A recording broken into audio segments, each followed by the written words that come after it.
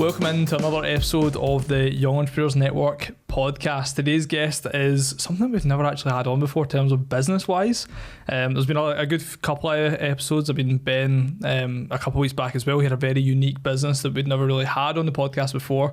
And Kieran, who we've got on today, is in a very similar boat. Kieran's someone that grew up in the kind of crypto space as such, made a good bomb, and is now teaching and helping others how to do the same. So we're going to unravel quite a lot of that today, mate. But for anyone that doesn't know you, how would you introduce yourself? So thanks for having me on. Really excited to be here. My name's Kieran. Basically, I've been in the crypto space since 2020. It's been something that, as you said, I made a lot of money in, and then through the lack of knowledge back then, I lost a lot of money with. So I've been sort of through the ups and downs.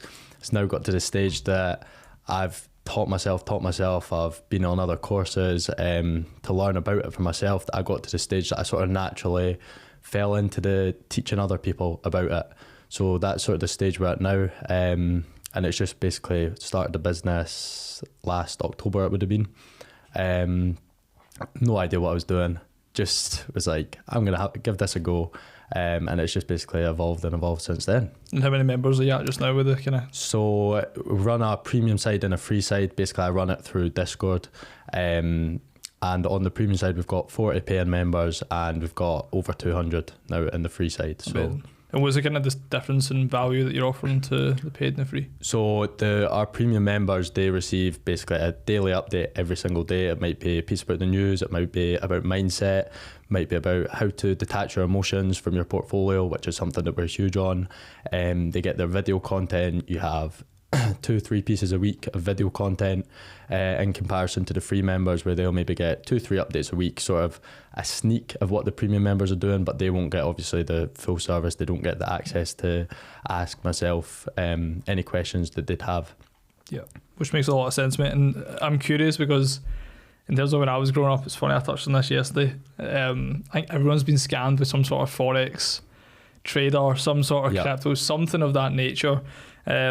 I remember, like anything, you go into these things very naive, you're fucking buzzing, you're thinking, holy shit, this is a holy grail, and then it comes crashing down. And I'd imagine in your group a lot of people come in with those sorts of expectations, and how do you manage them, I guess, overall? So they come in, you see basically on Twitter, you're on TikTok, on Instagram, you see on social media, these people are making millions and millions. They're in Dubai, they've got these supercars, they're doing everything, and they say, buy my course and this will make you like this, when in reality it's a load of shit.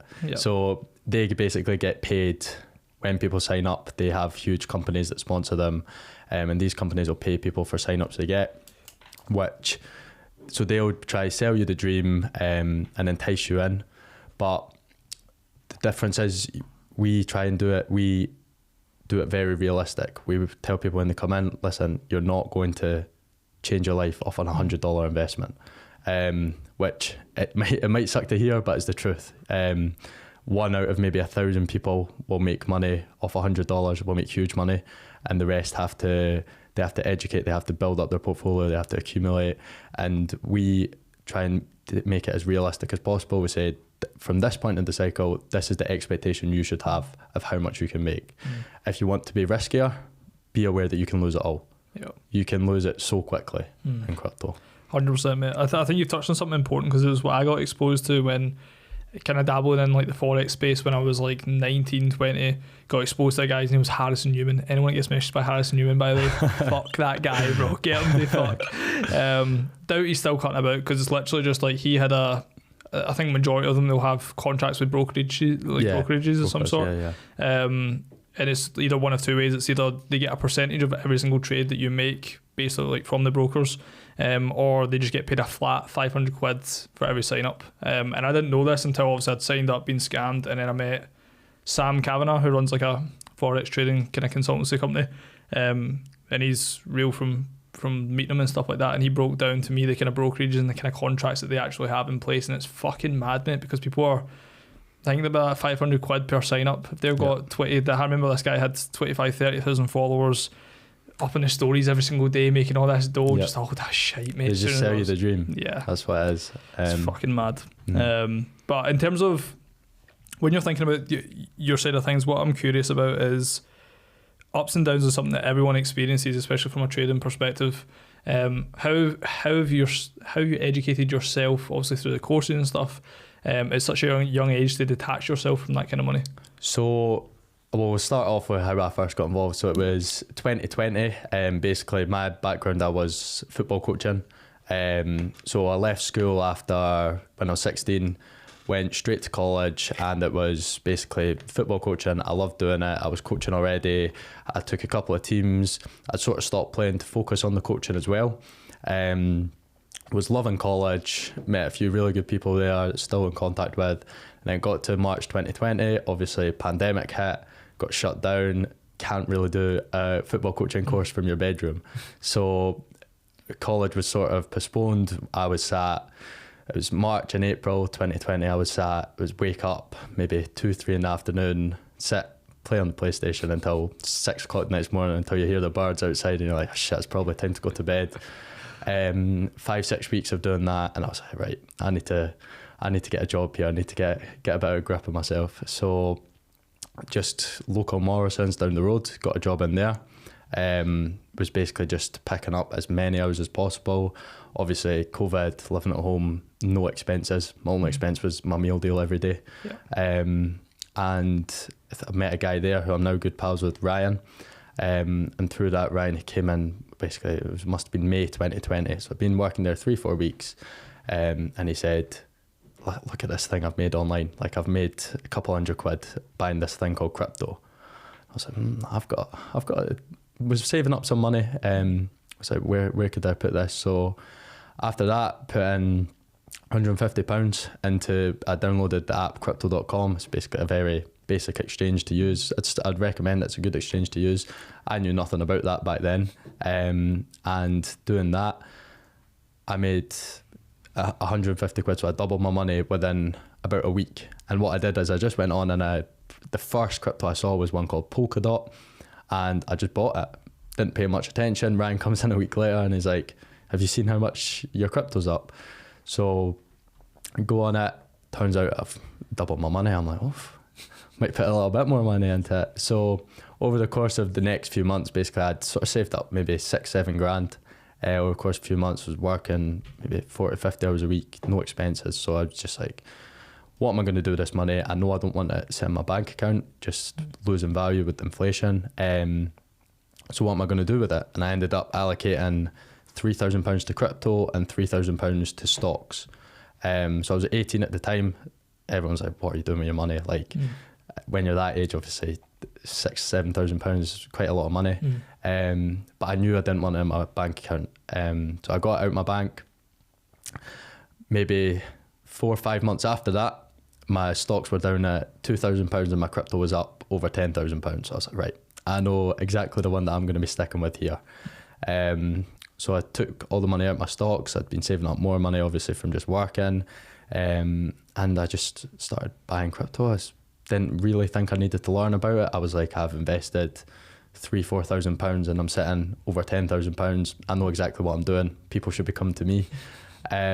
Got to same all through 2020, 2021, buying, accumulating, building my portfolio. I built it up to £19,700 at the age of 18, 19. And then the November crash in 2021 hit crypto, and I didn't know what was happening. I didn't know a bull and a bear market. I didn't know that the market ran in cycles, and my 19,000 went back down to about 3,000 after not taking a single penny's profit. So looking back now, I'm glad it happened, because I've learnt my lesson, and now I feel I can teach other people how not to make the same mistakes I did. But obviously that time it was tough, waking up 2022 and some days you're down over £1,000 and it's just like you don't know what to think. Yeah. What are some of the things that you wish you knew back then that you now know? So I wish I'd just taken the time out of my day. I wish I'd taken some of the money from my investments to educate myself. And that's all it is. All it comes down to in financial markets is educating yourself. You need to learn about the cycles that things run in. You need to learn about what affects prices of assets as well. But it got to the stage that I just thought I knew everything because I was really young, 19, and I had more money than anyone else I knew in this thing called crypto, which nobody really believed in. And I would tell everyone, no, it's my money. But realistically, it wasn't. It was in the exchange, and I learned the lesson the hard way. So how did you bounce back from that? So through that, I met some people that were obviously in the same boat as me. They'd made a lot and lost a lot. And a lot of them, they basically put their hands up and said, fuck that, I'm never touching this again. Lost other people, obviously they maybe had more responsibilities, they have families, they had houses, bills, pay for, and they basically said, I'm never touching this again. But me, for some reason, I don't know what made it different, but I just became obsessed. Basically, I was like, how can something make me this much money and lose me so much money in a short space of time? And I just started researching every night. So I was coaching almost full time then. I was still working in Morrisons part time as well. I had other jobs I was doing, Deliveroo as well. So I had all these different sort of sources of income, working maybe 12-hour day, 7 days a week. And I just, every spare minute I had, if I was on my break at Morrisons, I'd be researching crypto, like learning about the market cycles. I found a few people that I felt like I could trust as well, who really helped, just following them. And it then got to a stage at the start of 2023 where I'd built my portfolio back up from investing more, which my mum wasn't too impressed with, because she knew, obviously I'd been telling her, I was like, oh, I've got almost £20,000 in this. And then 6 months later, I was like, oh, I've only got £3,000 in this now. So I was telling her, I was like, oh, I'm putting more money in this. Like, I feel like I know a bit more about it now. She's like, oh, what the fuck are you doing? Like, you can't be doing this. But got to the start of 2023, I'd felt like I'd learned a decent amount. I knew now that I had to take profits this cycle coming up, and just I started teaching some of my friends, some people I knew at the time, started teaching them about it. They said, we see how much time you spend learning about this, and we see how invested you are in this. Like, you never shut up about it. Like, I was the guy that people would come to and be like, oh, he's a crypto geek, he loves it. And then a few of them were like, you know what, like, I've got a couple £1,000 spare. I'd say, obviously, there's nothing worse than just keeping your money sat in a bank account, because over time the actual number stays the same in your bank account, but the spending power of it obviously decreases over time due to the inflation, like prices increasing and stuff. So I started teaching them about it. They ended up putting in a decent amount of money.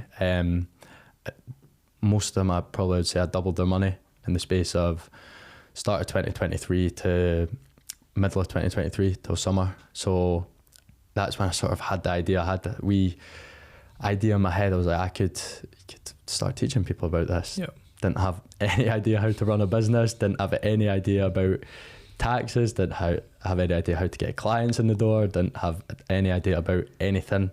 And I was away living in America all summer 2023. I was coaching over there, and I had it in my head. I was going to tell my job when I was back, my coaching job. I was like, right, I'm going to go part-time with you guys, and I'm going to focus on building something to do with crypto.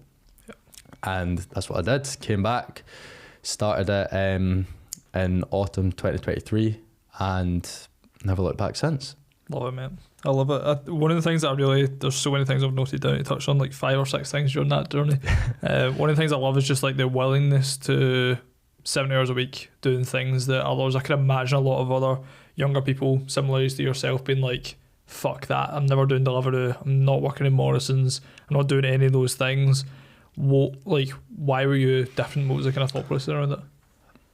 I just always have to be busy. It's still the same now. I just can't sit and do nothing, which is why, like, at the start of lockdown, I sort of, it was fun for maybe a week. You're sitting on your Xbox, on your PlayStation for like 12, 13 hours a day, and then I was like, realistically, am I going to thank myself for this in 10 years? And the answer was obviously no. So I've always just need to be doing something, whatever it is. And I just would always find different sort of income streams. Not that they were very, very much, but the amount I was working for the age I was, like I was making maybe $2,500 a month. Yeah. So it was not bad. And I enjoyed a lot of my work as well. I had a lot of friends at Morrisons. Can't say I've enjoyed my delivery too much. Glad that was done now. Were you kind of on a bike, or was it like an actual car? Oh well, I said I was on a bike, but I was in the car, so so hopefully no one's watching. But it was cheaper to do that. But that's all finished now. Yeah. Fairs. Why do you feel like you can't sit still? I don't know. I just feel like there's always something inside me. It's like I need to do this. I need to be doing this. I need to be doing this. Whether it's something that makes money, whether it's something that's not, it might just be going and playing football. It might be going to the gym. Like I feel like whenever I'm just sat at home doing nothing productive, I just hate the feeling of it, which is something has come to my detriment sometimes. Like it's cost friendships, like relationships. Like it's something that I've just always feel like I've had since I was maybe 16, 17. Yeah, it's an interesting one, man, because I think like I definitely resonate with it, mate, like 100%. I think even more now as I start to get deeper and deeper with more responsibilities, so like hiring Jack, hiring Reese, scaling the team, having more clients. You can always make up something to be doing.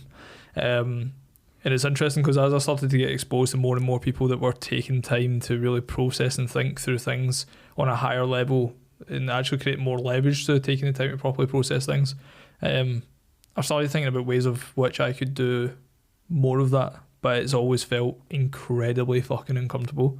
Is that the same kind of feeling that you get when you're thinking about it? And I know I need to sort of, you need to take your time to yourself, but still at the moment I like to go, as soon as I wake up, I like to just be busy until I go to sleep. And it's just how I've been. And I know I speak to people like yourself, obviously I speak to other people who say like, take some time to yourself. But and to be fair, more recently I have been, I was just away travelling in Asia for a few weeks, and I sort of took a step back. I mean, maybe obviously I still did a little bit. I was maybe 2-3 hours a day, and the rest of the time I was like just reset, like go around, do stuff, like go eat some nice food, go to the sites, and it was good. I came back, I felt a lot more relaxed, like rejuvenated, like ready to go again. I think that's since we started working with Phil Graham, one of the things that he made very clear to us was like, you're young, you're ambitious, you've probably got, I used to always say the same thing, which is like, we've got more energy now than we're ever going to have in the future, so we may as well maximise it. And one of the things that he kind of coined the phrase of, which was like, you're in a creating phase, so you're creating the future lifestyle, you're creating like everything that your family's going to need. You're in a season of creation, was the way that he put it. And he made it very clear that from his perspective, he had to go through, a good few years, probably close to like a decade worth of that, to build what he's built now, which is an extremely profitable business. His house is a fucking joke. Ferrari Spider, G-Wagon, everything's just crazy. Story. Crazy shit, mate. And I think that's something that was positively reinforcing probably for me, feeling that way that you are, where I was like, I'm so dialed on this. I've naturally outgrown and not really got much of the kind of older friends that I had prior.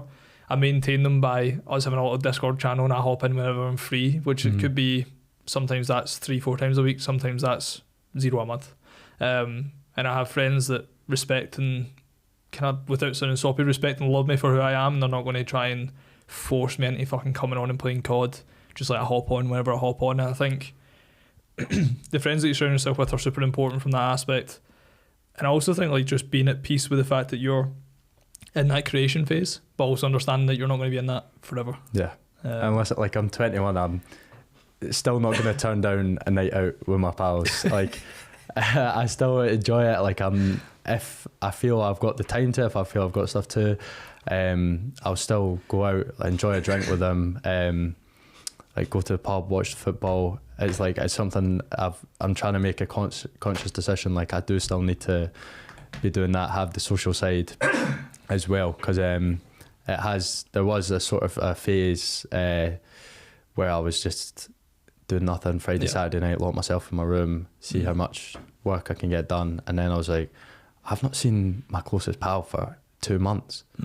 And And it was, so I do try to have a lot more of a balance now, but it is, as you obviously know, it's tough to do. It is for sure, mate. And I think a lot of people resonate with it, because I think it's weird. It's kind of like a switch that happens in it, where, because I get it quite a lot, especially new members that come in that are really early stages, or even people on Instagram or whatever it may be, and it's like, how do I get into that mode of working 24/7 and being locked in? And it's hard, man, because I kind of struggle to describe how the fuck you get there, because it's very much when there's a necessity and you're actually really clear on what it is that you want to achieve, you understand all the things stopping you from getting there is just like putting in the time. So you start to weigh everything up against it. You start to be really anal with your time, but there is almost like a switch, like you said, where 2 months go by and like you've not fucking stepped outside your gaff and you're just fully locked in. And I think for a lot of people, they don't understand how it can get there. How did that switch start to come on for yourself, or was it the same? Was it just like, it was just that I just felt it's my closest pal from school, and it's like, I've not seen him. Like, we'd just been away to Dubai together as well, and I was like, I've not even, like, we still message most days and that, and then even my people from my football team, like people from back when in college, I was like, I just felt like I was separating from them all, which I know, like, it naturally does happen. And when I started the business as well, I was like, I just had nobody there to tell me what to do. I was quite fortunate actually that I met a guy just through a friend of a friend who does sort of content creation and stuff. So he helped as well, because he was obviously in the same boat of creating. He was starting a business. He'd been going for a few months. He's a sort of a content creation guy. So he came on and helped me sort of show me, this is how you should run a business. Like, this is things you need to watch out for. This is a way to get customers. But I still felt, I was like, it's just sort of going at myself. And then I was doing cold outreach one day and stumbled across your page. I sent a message. I was like, listen, I'd love to give you a free trial if you let me know what you think. And I saw the bio and a few videos. I was like, shit, that's me. That's what I need. I need people I can sort of surround myself with. Obviously hopped on a call with Jack, hit off straight away with him. Good salesman. And then I love me saying that. It'll be buzzing, mate. And then got back from a holiday and not looked back since. Like the power of having other people around you that you can see their wins, you can see the ways that have worked for them, you can see different paths that everyone's taken as well.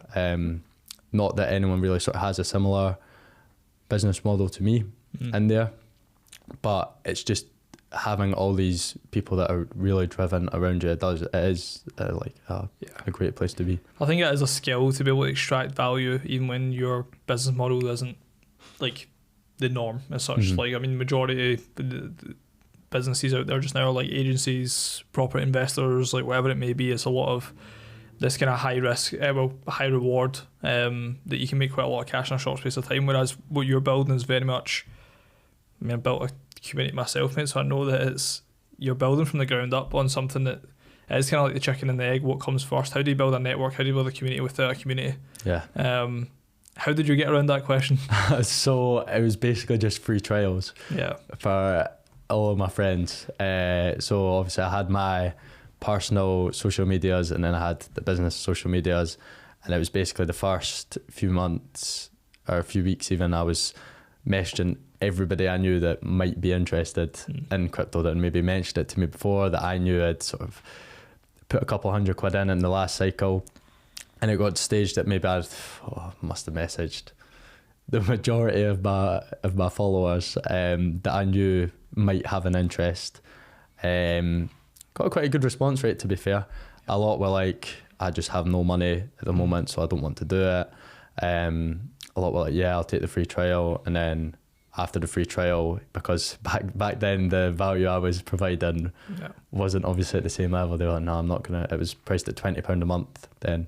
And then I had maybe 15 or 20 that after that first month continued. And it was quite a surreal moment. The first time that a guy had come through it that I didn't know, it was maybe 2 weeks in, and the guy based in Edinburgh came through it, and I just got a notification pop on my phone. This guy's paid $19.99 for your premium subscription. I was like, what the fuck? Like, why is someone paying for that? And it was just basically built up from there.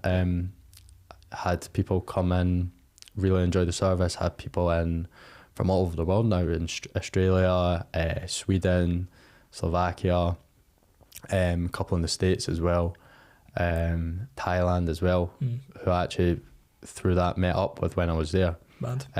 So it's quite a surreal thing. As soon as it starts, you see people actually paying for your stuff at the start, and you're like, I'm just a football coach. Like, what's going on? I'm curious about like pricing wise, because I know a lot of people kind of listening to this would have heard. I would imagine £20 a month and think, fucking hell, that's cheap as chips. And it's, what have you battled with pricing wise of like in selecting that price from the offset, and then how are you feeling about that now? So selected that price because I was like, realistically, who's going to trust me? I have no track record. I've got no social media proof. Someone comes in, I'm still basically coaching and doing some other things. Like, why would people be paying a lot of money for me? So I started at £20 a month. Basically, since then, you've been hassling me. You say, listen, you're worth more than £20 a month. And I guess it was sort of a self-doubt thing that maybe I felt I can't be charging people loads and loads and loads for this. And I got to the stage I was like, right, I've made people a lot of money here. And I got a text it was actually from the guy who first signed up. Got a text from him a couple of months ago, and he said, how are you not charging £100 a month for this? I was like, shit, right, okay, this is probably the time where I need to start upping it. And as well, I've got other jobs, so I wasn't really needing the money from the crypto business. And I got to like, why am I not charging more from this? So we then upped it as well, because obviously I spoke to you guys, learned all about the perceived value of stuff, read a few books around that. So we now charge a £300 entry price to the Discord for a year. So it's still relatively cheap, but we found that having people pay that money up front, they themselves are a lot more invested in the content that we're doing, because some people would pay $19.99 and they'll be, I'll look at it next week. And then it gets to next week, I'm busy this week, I'll look at it next week. But now, obviously, if you're parting with more money at the start, you're more invested in what you're actually doing, because we gave a lot of content away for free at the start as well. Yep. And we noticed, we were like, this is some good stuff we're giving away. Like, why is people not paying attention? Yeah. And then we slowly like worked out, it's like, okay, this is why. And then obviously we've launched just very recently a sort of a high ticket in-person training day, which all the things are just getting finalised for that now. But that's basically, someone will come in, we take them through full day of training, we take them for lunch, dinner, we give them all like personalised stuff as well throughout the day, and set them up with a strategy on how they make money through crypto. And what do you think were the kind of key turning points of you getting to that point of wanting to offer this high ticket offer? It was just the difference. So it's like, if I can charge somebody $1,300 for a day, obviously there's work that comes before and after it as well to keep that going. But for a full training day, or £20 a month, how many months does that take to equals that amount? And it sort of just flipped in my head. Like, I mean, at the start I was like, nobody is ever gonna part ways with £1,300. And then you get speaking to people and you're like, shit, some people have a lot of money here. Like, 1,300's not a lot for some people. And that was obviously at the start. I knew nothing about business. My mum's a teacher, my dad's a web developer, so they're just both 9 to 5, Monday to Friday. Good wages, but not like anything massive. So I got to that stage, I was like, there's people out here that are earning huge amounts of money and have money they'd be willing to invest. So just, I found networking with people, speaking to as many people as possible is the way to do it, which obviously you guys have helped with loads. I've had other people as well. I think one of the things I wrote down from what you said is like the perception. You talk about the perceived value side of things for sure. Kind of like digging a bit deeper into that. I think it's the perception of what you see what it is that you're pricing as compared to what they actually see it as, and it's something that like I've spoke to Andy a lot. We started to also venture much more into the kind of high ticket space with the Notion side of things. We're doing a lot of bespoke builds that are complete business hubs. We closed like $8,000 worth of deals literally today. We closed an $8,000 deal. Congratulations. Thank you, I appreciate it, bro. Closed an $8,000 deal. It was like a week and a half, 2 weeks ago as well. Mm-hmm. And the biggest thing for Andy when we were sitting working on it was that he kept pricing things based on like his own personal ceiling and also how long it takes him to do something. And I'm like, mate, you fucking love this shit. You live and breathe it. Anyone that's watched any of Andy's content knows he's a wizard. Yeah, he obsesses over it, mate. And it's funny because when he went away on holiday, it was like shit was there was things happening in the Notion. I was like, right, cool, I just need to go in and fix this just small template that Andy's done. And it was just like this stack of things where I was just like, I actually don't even know how to fully use the shit that Andy's built, because he's built it to such a fucking incredible level. And when he came back, I had like a list of things for him to run me through, which he was fucking buzzing to do, mate, which just sums up Andy as a whole. But the big thing I was drilling at Andy and a lot of work with him on was just because it doesn't take you fucking 25, 30 hours to do a fucking Notion build, that it would actually take someone else hundreds of hours to do, doesn't mean that you price it up based on the fucking 10 to 15, 20 hours that it takes you. Like you've built up that skill, you've built up that experience over the 7 years to be able to produce something that would take someone literally months to build that you could whip up in a couple of weeks. Yeah. And I think a big thing as well is really understanding creating tangible outcomes based on the things that you're delivering, which a lot of people I think shy away from because they're shit scared of offering a tangible result. What's your thoughts on that, firstly? Yeah. I mean, so I was reading a book, it must be a couple of months ago now, and it was basically saying this guy, Rob Moore, don't know if you heard of him, so he was selling art when he was younger for like £15. Yep. And then basically there was this other person who was selling a similar piece of art for like £2,000. And he was like, how can you justify selling it for that? And he was like, it's not just in the time that it's taken him to paint that, it's in the 20 years of experience that it's taken him to get to that level for it to take 20 minutes to paint that. And it sort of clicked with me reading that, and it stuck with me for months. I mean, it was just like, I've spent lunches, like evenings, breaks, just learning about it, listening to podcasts where I can, watching videos where I can, soaking things up, which is tough to do when there's a lot of shit out there. And it's sort of coming to your own conclusions about it that I now am confident enough to be able to teach people about it. I can teach them the benefits of it. I can teach them how to cover yourself.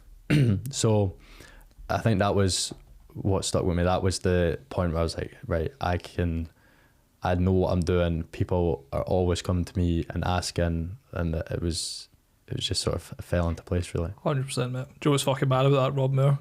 Phil Graham's literally coaching his sales team. Really? Just now. It fucking blew my mind, mate, because I knew him. I knew Rob at the same like stories, that sort of level of value.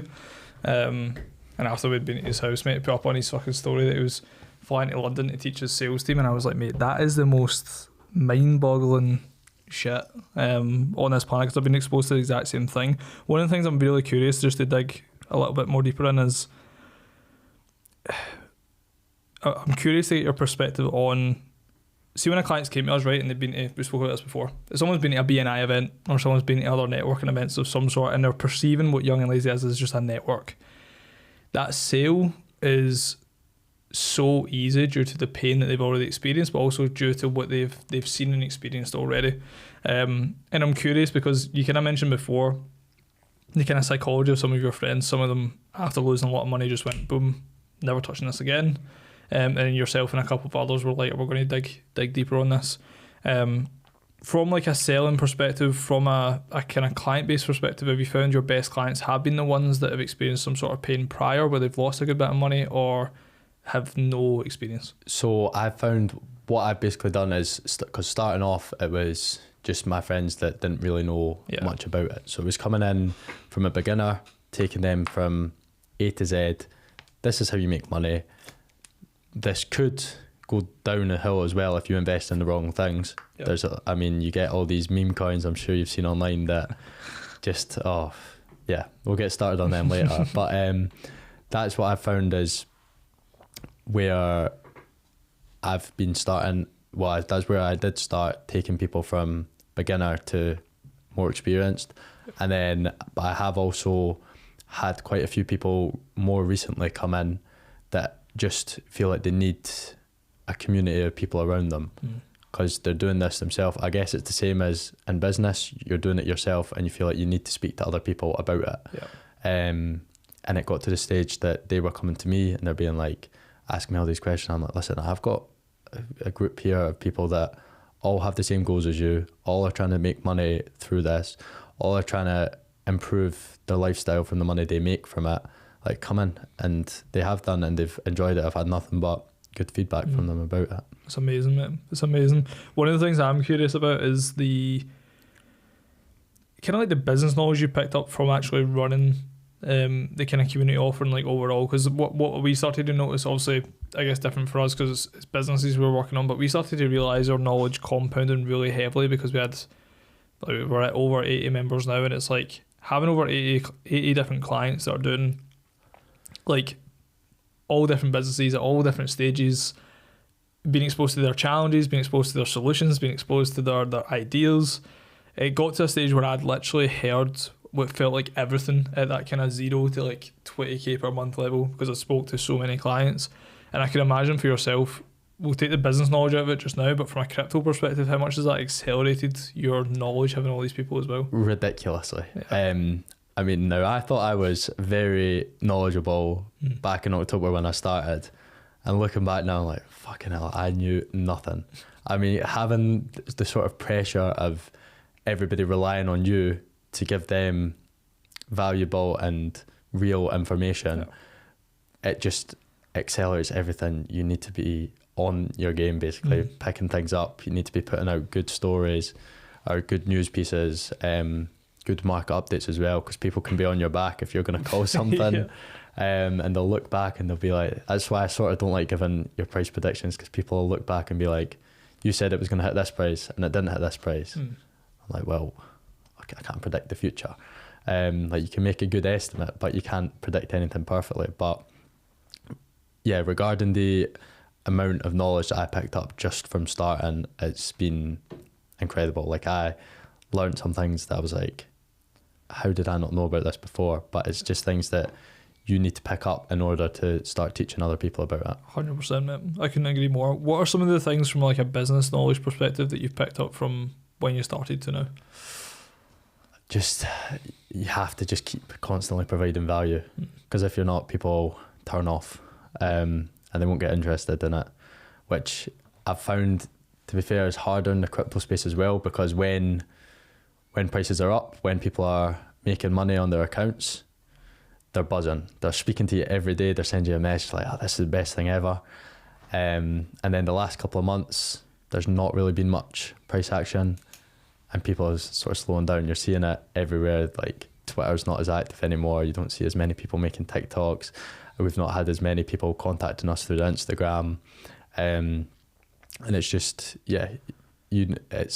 but for the members that are in there, it's all about providing constant value for them. And out of the members that have signed up, not on free trials, our churn rate has been very, very low.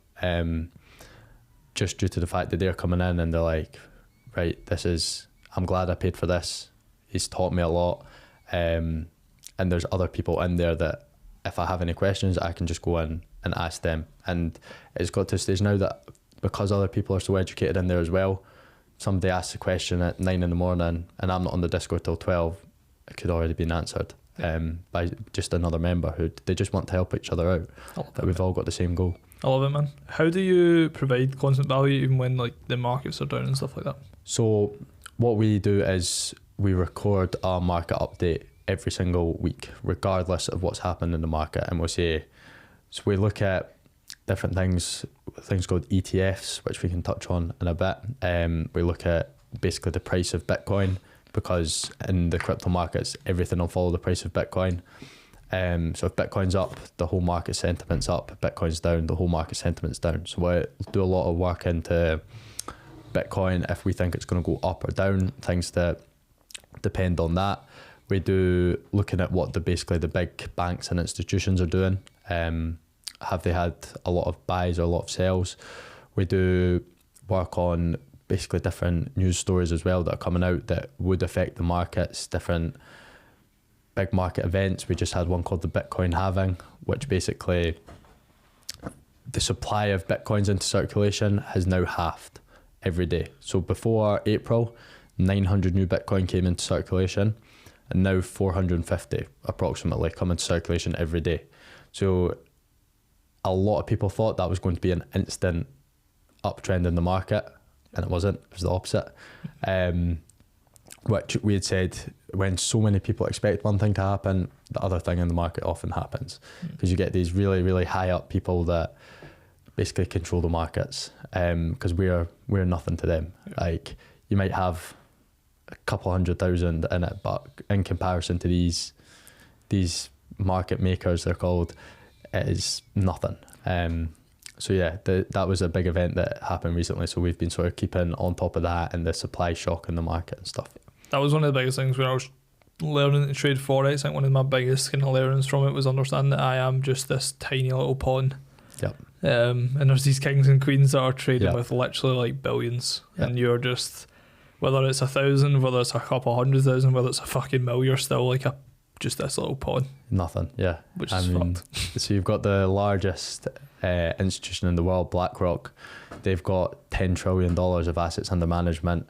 They've just launched an ETF, so that's an exchange traded fund, which very simply means you can buy Bitcoin through them on the traditional stock exchange. Okay. So now, instead of your average investor having to open up a crypto exchange and seeing numbers flying everywhere, seeing charts, seeing all these longs and short positions coming through, they can just go through the stock exchange, go through BlackRock or another institution and buy the Bitcoin, which has created a huge demand over the last 6 months. So that got approved the 11th of January 2024.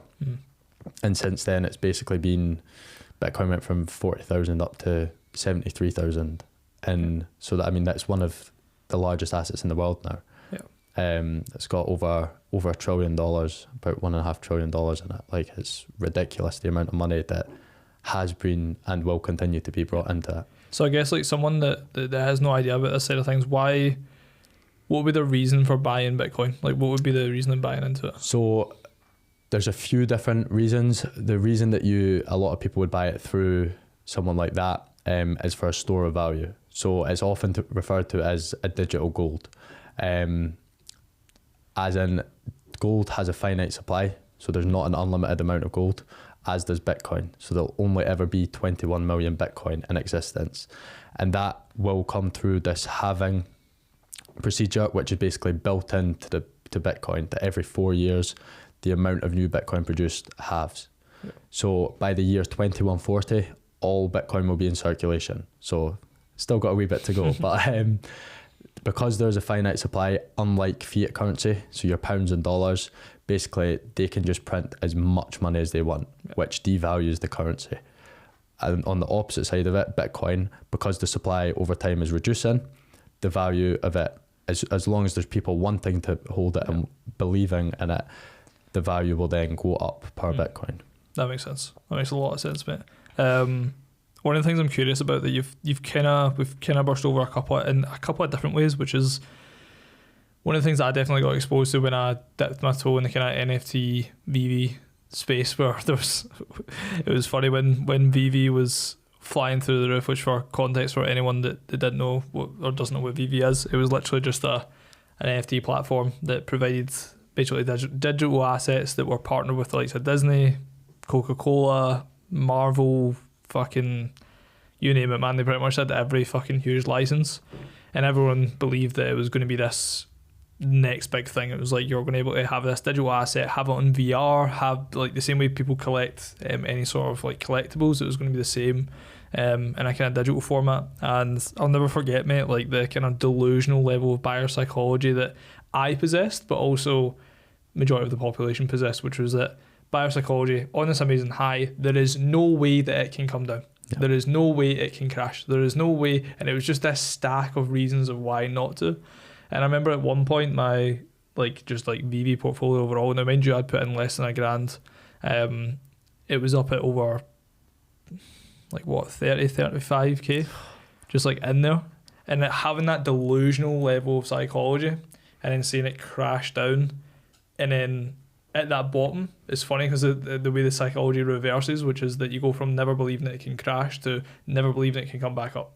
And I know that's obviously what you would have experienced at some point when you kind of went through that kind of crash, but the difference was you actually, off the back of that fueled your willingness to want to learn and understand it, which I think is what a lot of people just shy away from in general, mate. But I imagine you see that kind of psychology all the time with members. Which will be drawn in. I mean, emotions play such a big part in any investing, but it's just heightened in crypto because crypto is by far the most volatile asset class on the planet.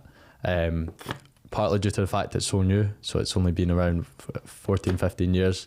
And then obviously, I mean, your stocks, your gold, your commodities, they've been around for God knows how long. But because of the fact it's so volatile, it does just heighten your emotions.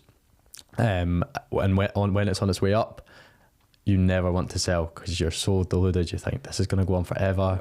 I mean, I mind when I hit 19,000, I was like, I'm going to be a millionaire. This is going to just go on forever. I'm going to be 20, retired my parents, I'll be living in Dubai.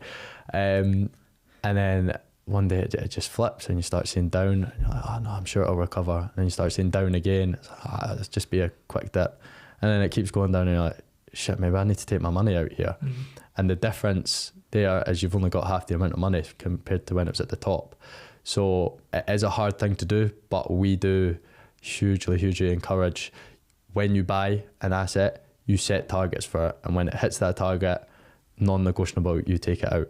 Yep. So for example, Solana is a crypto, it's the 5th largest crypto at the moment. And back in September, that was one of the first sort of buy calls, if you like, that I put out to members. I said, I'm buying Solana at this price. It was at $19. If you think you want to buy it at this price, here's all my reasoning why, but I'm not telling you to buy it. Yep. A lot of them, I say 90% of them went and bought it at $19. Fast forward to April this year, Solana hits over $200. So a 10x return on investment. And I've got a spreadsheet for all members that they can sort of download and put in their targets. My target for Solana was 180. I'm going to take out 25% of my investment. So when it got to that stage, I was like, this could go on to $500. But I said to myself, I'm going to take some out. So I took some out. I took some money off the table. I went on holiday to Asia. Which I just feel like it's so important to just stick to your emotions. And I managed to do it just due to the fact I'd been through it before where it dips. And now if you go back, Solana went back down to about $110. So it worked out well for me. Like I could have bought back in there and I would have made some money there. But I just took my money off the table. I was like, I want to go spend some money on something, so I'm going to do it. 100%, man. I think it's required, man. And I think that's why I asked the question about like people experiencing the pain beforehand versus not experiencing any pain. Because I think that when you experience that level of pain, you have something that you're running away from. You never want to experience that again. And it's something as well that I've noticed, especially in business as well, mate, where people are, once they've experienced that, there's a level of gut instinct that kicks into play where it's like, I've been here before and I've fucked myself over before. Teaches you a lesson. Big time, mate, without a doubt. Now, one of the things I wanted to touch on, mate, that we haven't necessarily had only 50 minutes in so far, mate, but we've not had the chance to touch on it yet, is that alongside trading crypto, what you do now is sales. Now, I'm super excited to discuss this mainly because I think a lot of young guys, especially out there, will be in positions where they want to start businesses or they want to do things like crypto, or they're really inspired by these other areas and won't know how to fuel it. And what I'm taking from a lot of what you're saying today is that like no matter what, you've always found a way to fuel your dream, fuel your kind of bigger vision from a cash perspective. And the way you're doing that is sales. So do you want to touch on some of that and kind of your thought process behind that? So basically through Young and Lazy, through yourself, I got in contact with Alan and Nick. Now, I actually knew Nick from before when I was coaching. He came and videoed the coaching business I worked for, so he was recording me. Joined Young and Lazy. I was like, I recognise you. Had no idea that he was this mastermind who did all of these things for sort of home improvements companies. So we just got chatting to him, got chatting to Alan, and they, not particularly looking for a job in sales, was just looking for a chat about my own selling. And they said, listen, we are desperate for a salesman for one of the companies here. So it's the Loft Boarding Company, so it's like a home improvements company basically. And through that, managed to basically fully leave coaching, which is a shame because I love it, but financially, 20k a year just isn't gonna cut it for the rest of your life. So got into my sales job through them, do 3-4 days a week. Basically how it works, you just go to appointments, quote, and if they accept, you get a commission, very simply. But through them, I've learned just so much about selling. So the most important thing is the rapport that you have to build with them, I found. So phoning up customers the day before, giving them a message, going in, shaking their hand, just making yourself come across as very confident. You have to go in basically like if you're sitting down and say you're writing up a quote on the laptop, just sprawl yourself out on their sofa. That was one of the tricks that Alan taught me, and it just makes everything seem so comfortable. And it's the follow-ups, you've always working to find the best deal for them, and in the end, it's the amount that I've learned in the short space of time from doing that. Like, you might not think it's just a loft boarding job, but the amount that I've learned through them on how to sell has done wonders for obviously the crypto as well, because as good as your business is, you're not going to make money unless you can sell.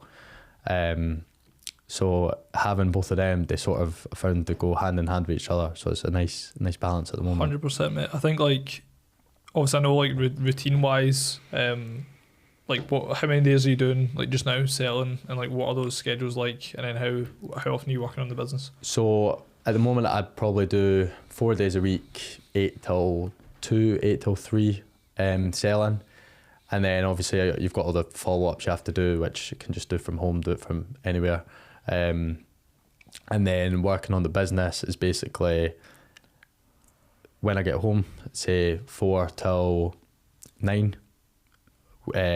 Weekends obviously I've got all day, can do what I want there. In regards to the business, that's when we sort of do, myself and Declan, who I've brought in to help sort of split the workload. We do all like the content recording, then we'll set ourselves up for the week, say this is sort of the direction that we want to go in now, just have a sit down, jot out any ideas that either of us have on how we can improve things.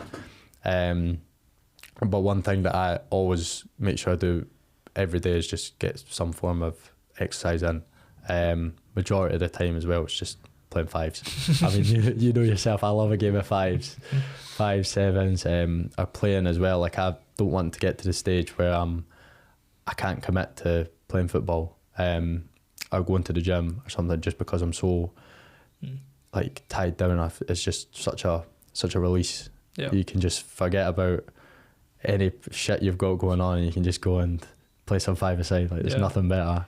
You were saying on Sunday the amount of fucking 5 and 7 group chats you're on. Ridiculous. Well, WhatsApp's pinging. I think it's going to be a business deal. It's just asking anyone available for a game tonight. But yeah, I mean, I love it. So that's one thing that I do make sure that no matter what, I'll always have time for doing stuff like that. I love that, mate. What type of benefit do you think that gives you?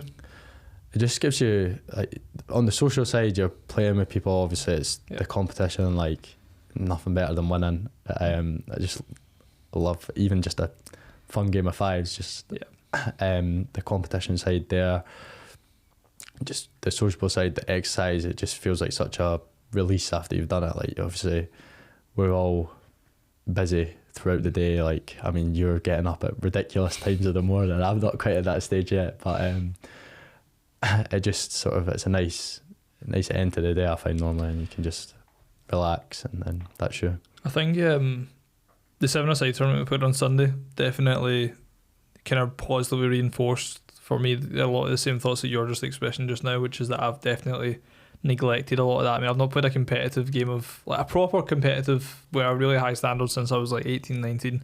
I'm 25 now, mate, I'm getting on. And that feeling on Sunday was quite indescribable, to be fair. And I think, like, business is something where I've spoken about this with gaming as well, mate. Gaming and football are very similar from a perspective of you have split seconds to make decisions, and those split seconds result in you winning, doing well, or not doing well. And I think in business, you become accustomed to having too much time to make decisions. You can sit on things for literally weeks if you want to. And the cost is you don't move forward. But if you really fucking want to, there's nothing that really presses you, especially when you're a solopreneur, because it's only yourself that experience the cost of it. Whereas I think as you start to scale a team and stuff like that, you really do have to make decisions pretty quickly. But it's something that I've realised, especially through business, there's a part of me that fucking loves that, like loves the urgency. And I think the only real environment that's close to recreating it is sales. But you know that, mate, it's like you fuck up on a sales call and it's like if your marketing's right and your lead flow is correct, and you take some time afterwards to reflect on where you fucked up, you can most of the time resurrect that sale as well. So it's not really, there isn't that life or death or that competitive like feeling that you get when you're playing that it's an escape, but it's also, it's how you feel afterwards. I think that's a big thing for me, mate. See, when I get back from fives or the gym or anything, my mental state is so different. I feel so much less chaotic. I feel way more present. I feel, without sounding like I'm fucking crazy, it's like my mind is genuinely quieter. Yeah. Is that a lot of the same feeling? I definitely agree. And like, there's periods to say I've not been to the gym in 2-3 weeks, and you're like, there's something missing. Like you need, I don't know the science behind it, but you need, basically, I just like sweat out of me, whatever it is. Whether it's football, whether it's gym, whether it's like a game of badminton, like I'll take whatever. Me and Jack have got a big game coming up for £100 soon, so he seems to think he's got me there. I'll back Jack. I need to stick some bets on it as well, mate, and get behind that. It's mad, bro. I've played Jack God knows how many times, mate, and in a best of 3 or a best of 5, I don't think I've ever beat him. Really? I swear to you, like, that's not what I wanted to do. That's not what I wanted to hear. Maybe we'll do 20 quid. One of the things I think's interesting that I've kind of written down and circled is with the kind of high ticket offer that you're looking to roll out. I think a big thing when you've got your own kind of personal social proof behind you, and you're also able to really demonstrate your expertise, even just through some of the things that you spoke about today. But from a sales perspective, when you start to learn how to sell at a level like the offboarding side of things, if you're pumping out God knows how many sales a week and you're bagging an amazing amount in commission, you start to get this positive reinforcement that you can sell and you can communicate the value you can deliver. And if you're doing that for something that's, I don't even know what loftboarding is, mate. Like roughly, I know it's something to do with converting a loft. Is that roughly like where we're at? You stick your stilts on the beams that run through and then you stick your boards on top, and it just fully increase your storage space for you. That's mad, mate. That's so mad. Well, if you're able to like communicate that has been incredibly fucking valuable to the point that people will pay thousands for it, I'd imagine that opens your mind to the value that you're providing. And one, it will also reinforce like positively from a confidence perspective that you can do it. But also that sales ability to be able to communicate and sell something like that, I'd imagine that's had a huge effect on how you communicate and sell your own offering and now the high ticket offering as well. Definitely. I mean, through that, it's probably selling about 10,000-12,000 a week, and it's like people are spending 2,000 just to increase a little bit of storage space in their loft, and then so it does put into perspective, I guess, me being so young, a lot of people my age who I've been surrounded with don't have the finances to be paying like 1.3 grand for a crypto training course. So it's sort of been coming out of our comfort zones and being like, right, let's target the people that do have this sort of money, that can afford to pay this, because we know that we can deliver results. Like regardless, we've been doing this for 4 years almost now. We've learned lessons the hard way, and we've now got to a stage where our portfolios show how much work we've put in, how much education we've got, We have like different risk strategies depending on how much risk you want to take.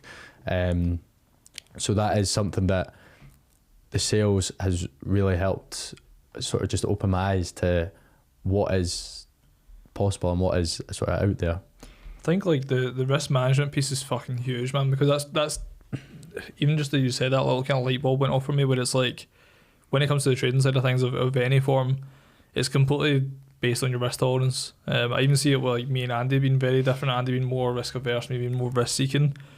If you were to have a sales call with me and then have a sales call with Andy, not necessarily you, but anyone was to have a sales call with both of us, the outcomes would most likely be very different if you sold the same way. Which I think is interesting, because by you having different elements of risk based on where their tolerance is at, imagine you like whipping up some sort of like questionnaire that gives them like that score app could be pretty crazy, to be fair, where if they were getting like just feedback on where their risk tolerance was at, and what would be best for them. I think it just creates a good amount of buyer safety as well, where they know, okay, I'm not being shoehorned into like joining this program or joining this community, or going with a high ticket offer and thinking, fuck, I need to fucking put 10 grand into this, and it's actual 10 grand that I could lose tomorrow. And I think that's what a lot of people are exposed to in that space, where it's like, even for me with the Forex stuff, it was like, you have a minimum deposit. It's like, well, how the fuck do I have a minimum deposit of how much I need to put in? Like, I thought it was just like whatever I put in. He's like, nah, man, like that's just how we roll here. And it's like, so he gets his commission. Yeah, literally, bro, literally.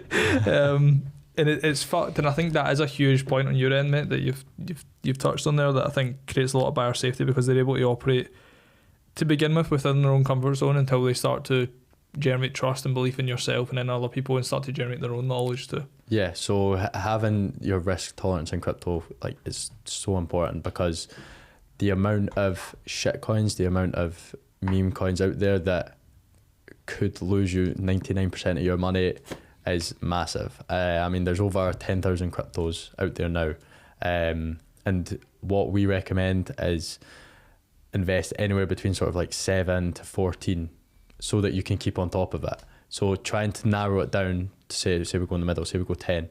Say you're trying to narrow down 10 cryptos out of 10,000. Like, if you come in as a beginner, it's just a guessing game. You might see some stuff online, but are they getting paid by the company to shill that project? Very possibly.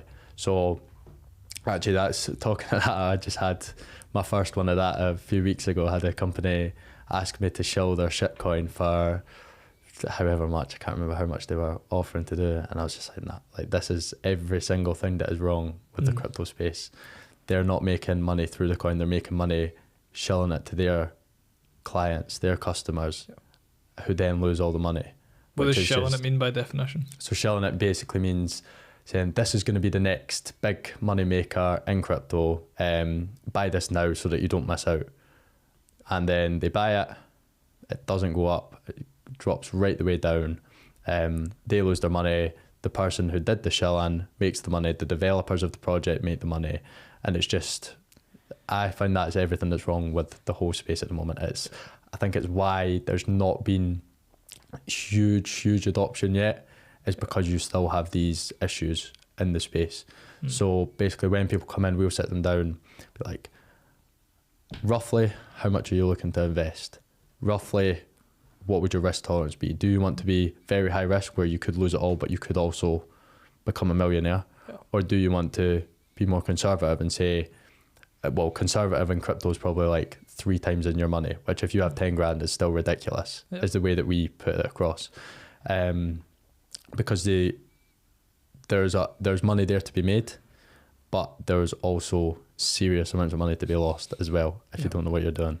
Does shilling stand for shit selling, or is it just the thought as you were saying it? I was trying to interpret it like what it actually like stands for, but I don't think so. Maybe it does, and I don't know. I just thought, I was like, what is that? Does that even fucking sync up? But yeah, one of the things you touched on as well earlier on, and you touched on it again there, was kind of meme shit coins, that sort of things. Like, what are the, like, how do you distill like the difference in value in different coins? So the cryptos that we invest in, like 90% of the time, have value behind them. So they have got something which makes them desirable. Whether it's the use of it, whether it's that there's creating a sort of ecosystem for the gaming side, which is something that I'm quite big on as well. Yeah. But these meme coins have no value behind them. They're purely community driven. If the community is in a positive market sentiment, it'll go up, and if it's in a negative market sentiment, it'll go down. So it's basically just like gambling at that point. And if you have money that you're willing to lose, we're not going to stop people putting money on it, but we'll say to them, listen, if you are going to put money on something that is purely based on community, when realistically it's just based on the market makers who decide what happens in the market, that's on you. But if you're looking to invest into something that has some real use behind it, that's where we can help. That's where we can give you all the information about a project. That's where we can give you the breakdowns. We can give you different predictions. We can look through the history. We can look through a thing called tokenomics, which is basically the tokens economics. So you look at supply over time, how when money flows into the project, what has that done to the price? So we really break it down. It's called like fundamental analysis. Yeah. Compared to when you've got your meme coins, it's literally just, is this going to go up? Potentially. Is it going to go down? Probably. Yeah. I think it's one of the things I've written down and circled was like, I think a lot of these, I don't know if it'll be the same for meme and shit coins, but definitely when I was dabbling in the kind of NFT space, it's like they'd have this big roadmap that get laid out, all the things they're going to do. And even Vivi, which is a huge company that done a lot of things incredibly well, they just like never met their promises, mate. And I said this to Chris, who was on before, because he was asking from like a tech perspective how it felt to not have your expectations met repeatedly, and you just lose so much trust, man. Like, see once like one deadline doesn't get met, and then there's a second deadline that's promised that doesn't then get met, and then it's like all these excuses to why it's not happening, mate. You just want to fucking pull your dough out, man, like straight away, and you can see how that shit plummets. Because it's people's money at risk as well. Yeah. So if they've got money invested in your project and you're not meeting deadlines, you're not fulfilling your promises, you're not doing things that you said you would, they're just going to take the money out. Yeah. When people start taking the money out, the price of a project decreases. When it keeps decreasing, it's just tumbles and tumbles and tumbles. Yeah, which is fucking before we get into the whole never thinking it's going to go back up. Yeah. It's always in the same position. Yeah, pretty fucking crazy, mate. On the sales stuff, I know we kind of like brushed over it, mate, but in terms of commission wise, if you're selling like 10 to 12 grand like every week, what are you getting in commission, if you don't mind sharing? So commission wise, I get between 6 to 8%, dependent. Basically, there's a AI bot that sets appointments. So if this AI bot sets the appointments, I'll get 6. If I set the appointment, I get 8. So it's just a little incentive that I go set more appointments. And it's, I mean, the value that I've had from the selling, from learning, from people that have been in sales for a long time has been so much more than like a job could have paid you. Yeah. So it's been brilliant. I'm really excited to. You've not started rolling the high ticket offer yet, have you? No, that'll be after Scotland get knocked out the Euros. So probably straight after the group stage. Yeah, most likely. I'm really curious, mate, to see the impact that like your like that sales ability and that sales knowledge that you've compounded very naturally.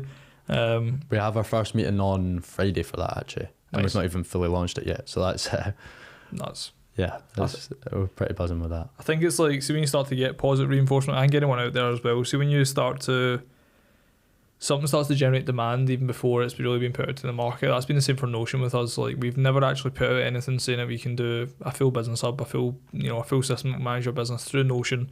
We've never put that offering out to anyone. And Andy's literally, I mean, he's got what, 3 more potential deals to close this week. And it's like, even if another 1 or 2 of them closes, Andy's going to be fully booked till like the end of June, middle of July. Mm-hmm. And it's like, we've never marketed that. And I think that just positively reinforces the need for it as well. And I think like with what you touched on just now, like if people are already coming to you about it and wanting meetings and wanting to learn more about it, it just positively reinforces even further the fact that people need it. Definitely. Which is fucking nuts. So from a journey vision perspective, where do you want to take the community to? So basically we're getting now to the stage where things are getting quite exciting in the crypto space. So this is where we're looking to really push it, to really grow it. And there's no number that I want on it. I just want to, honestly, I just enjoy helping people and help as many people as possible, reach as many people as possible. And then obviously off the back of that, making money off it is obviously a benefit as well. Yeah. But really just see how many people we can positively help, because honestly, this whole space, I do believe, is going to sort of take over the world in the next 10, 20 years. So being involved this early, there's less than 10% of the population owns any sort of crypto at the moment, which to me, someone in the space, is ridiculous, but people just don't know enough about it. So there's such a huge percentage of the population that will get involved, potentially mess up themselves, and then look to find people, or straight away they'll see, shit, I need someone to do this for me, or not do it for them, but educate me so that I can make my own decisions. For sure, mate. What kind of fuels that belief that you've got, that you believe there? Basically, so the big one is the fiat currencies can just print unlimited amounts. If they're struggling, so in COVID, they just turn the money printers on and your money just devalues and devalues. So to take 2022, for example, inflation, you would mainly look at the US and UK as the two main countries. So the US inflation was up at almost 10% in 2022. So that means from the start of the year to the end of the year, your money is 10% less valuable than it was, which is just ridiculous. So it's just sort of it's like a fight back against that, I guess, that how messed up the current financial systems are across the world. And I mean, 10%, you might think that's bad, but then you look at Turkey, we're struggling with 50% inflation rates. So, and you get the third world countries as well, countries in Africa that have no sense of anything in their financial government. I mean, some of them are just ridiculous when you look at them. You have Argentina as well, which was over 100%. So from the start of the year to the end of the year, your money was halved in value. Yeah. And then when you go all over the world, one Bitcoin is always one Bitcoin. So no matter where you go, one Bitcoin will be worth one Bitcoin. So it's sort of like a global currency almost. Not saying that it will be used as legal tender everywhere. It has started being used in El Salvador. Yeah. So they now accept Bitcoin as legal tender. But as for other countries adopting it, I don't think you'll start to see Bitcoin being used as legal tender in the UK and US anytime soon.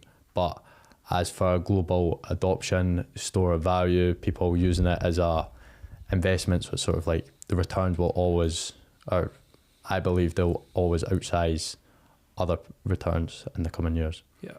What I'm curious about, mate, is if someone offered you Bitcoin or offered you some sort of crypto to buy into the community, would you accept it, or is it even possible for you to accept it? Yeah, 100%.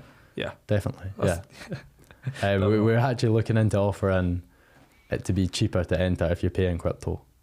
Because then, I can imagine it being a lot easier for people as well, from an aspect of, like, they're already bought into the space, they've got like the crypto wallet, they don't have to then withdraw it like straight to their bank to then to transfer it. So actually it limits a lot of the friction as well if they're able to just transfer. We do all our giveaways in crypto as well, so we just had one last week where the winner's getting paid in crypto, and it just deposits straight to their account. Because so basically at the moment, if you're to send money from me to you through our banking apps, it would go from me, my bank, central bank, your bank, you. However, if we go crypto, it goes my wallet to your wallet. So there's no middleman in between. Not saying that there's something wrong with the banks, but it just removes any uncertainty in that gap there. I mean, if you're looking to send £100,000 to someone, not saying that me and you would be doing that to each other, but you wouldn't just be able to send £100,000 from your banking app to my banking app right now. If you want to do it in crypto, you do it in crypto. Which could also cause a problem if you're getting scammed there. But which is why you need to educate yourself on how not to get scammed, how to stay safe, and how to avoid these sorts of people, because you'll get scammers coming in that'll now say, do it through my crypto wallet, because then once it's gone through in crypto, it's gone through. Like there's no backtracking there. Yeah. Whereas I guess like with people with their own banks and stuff like that, if there is things that they have in place from like a scamming policy perspective that brings a bit of protection, but I guess that's where people don't go on to think any further with crypto, where they'll hear that they feel more protected with a bank, so they won't think about crypto. But I've seen, like, I remember we were me and Bex were in Cyprus, and Bex had put like the day she was coming home as the day she was meant to be home on like our RBS app. And she bought a bottle of water in the airport while we were waiting to fly home. By the time that she'd landed, her whole account had been seized, and there was zero in her bank. So she had all these savings stacked up, and she showed me her app, and she was like, it says zero, and there's no transaction history, nothing, just like absolutely nothing, like literally by the time that we landed. And I was like, we were going through our text messages, we were going through things to see maybe she clicked something by accident. She was fucking freaking out, as you'd imagine as well. Got there, got home, straight on live chat. Yeah, go to one of your branches near you. Went to one of the branches, and the woman was like, "Oh yeah, it's just because of this $1 or €1.80 transfer." Ridiculous. And I'm like, she was like, "All my money is gone though." Like, do you know how scary that is to look at my phone and see? Because when it's there, they have control. Yeah, not you. But obviously, when you have it in physical cash or you have it in crypto, it's yours. So you have custody over it, which some people want, but then some people are quite happy with the banks just dealing with it. Yeah. But I think it's sort of phasing out. More people are sort of realising I need control and custody over my funds. Those experiences are fucking shit scary, mate, because it opens your mind to, like, I'd imagine some people listening to this just now, but like, that's actually possible, because a lot of people will say that's not legal, but it's like, these banks fucking control everything, man. Yeah. Like, literally and everything. as well, for if you're in the UK, if your bank, something goes wrong with your bank, you're only covered up to 86,000 of that. So say you're a millionaire and you've got $1 million in the bank, your bank, something goes wrong with it, goes bust, you've only covered up to 86,000 and you've lost the rest. So that's why a lot of wealthy people especially are getting into crypto. Like you think about some of the wealthiest people in the world, Elon Musk, huge crypto advocate. Yeah.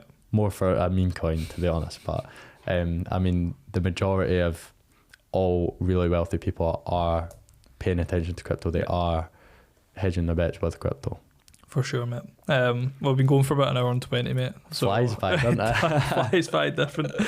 Flies by differently. But in terms of where people can find you, mate, and consume more of your content, because you're uploading content very regularly, people want to get into crypto, like, where can they find you? So the Instagram is crypto.complete. And the TikTok as well, same crypto.complete. Be careful on the TikTok, because there is a good few scammers that are stealing my videos and try to post pretending it's us. But crypto.complete on both those platforms. That is the main place to find us. And then obviously anyone looking to find out more, just drop us a message. Just happy to help anyone see where we can help them out. You got any personal brand content coming soon? My personal stuff's at Kieran Stockham. I do post a little bit of personal stuff on there, but not too much. That's something that I should probably start doing. But my thought process there was just the verification stuff. You can just verify your own personal self, whereas you won't be able to verify. Can you verify the crypto completely? Used to be, but not at the moment. But I mean, we're getting there. You have to go through Meta. They're being a bit of a pain at the moment. To verify a business account. As soon as I started getting fake John Hamiltons trying to scam clients, mate, I realised how fucked the world was. Mate, I'll never forget, mate, my physio texting me, right, and going, "John, is there a reason why you're asking me to deposit in like a crypto account or something?" I was like, "Julie, don't do it. That's not me." She was like, "Oh, I thought it was. I thought it was just a new account." And I was like, "Nah." I remember the first time it happened to me, I woke up, I had about 5-6 texts from people. It's like, "Why are you messaging me on TikTok asking how I'm doing?" It's like, what are you talking about? And sending the screenshots, and just somebody's gone on. I don't know how they don't have anything better to do with their time. I actually sent a message to one the other day. I was like, listen, because he started messaging me, like my personal account. I was like, mate, if you like, go and put this much effort into something worthwhile, and you might actually create something. But they just seem to want to steal your business. Not interested, mate, for some reason. But yeah, no, honestly, this episode's been fucking great, mate. Thank you so much for coming on, Thanks very bro. much for having me. Distilled a lot of different values, covered a good amount of fucking subjects as well, mate, which has been immense. But yeah, troops, obviously Kieran's give you the kind of Instagram handles, TikTok handles. Be sure to follow them over there. If you're on YouTube, troops, be sure to leave a comment, leave a like, subscribe. We've got content rolling out every 2 weeks with episodes. And just the same on Spotify, be sure to leave a review and let us know what you found was your favourite part. And thank you so much for listening.